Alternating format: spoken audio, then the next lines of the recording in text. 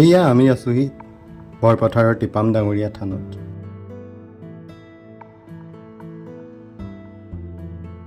প্ৰতি বছৰে আহিন মাহৰ পূৰ্ণিমাৰ দিনা ইয়াত টিপাম ডাঙৰীয়া দেৱতাৰ পূজা অৰ্চনা কৰা হয়।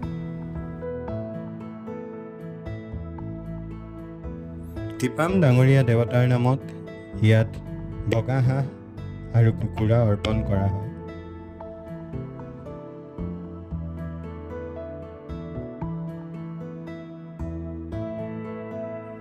এই থানখনত কিমান বছৰৰ আগৰ পৰা এনেদৰে টিপাম ডাঙৰীয়াৰ বাবে নৈবেদ্য আগবঢ়োৱা হৈ আছে সঠিকভাৱে ক'ব নোৱাৰিলেও কোনো লোকে 1901 চনৰ পৰা ইয়াৰ আৰম্ভণি হোৱা বুলি কয়।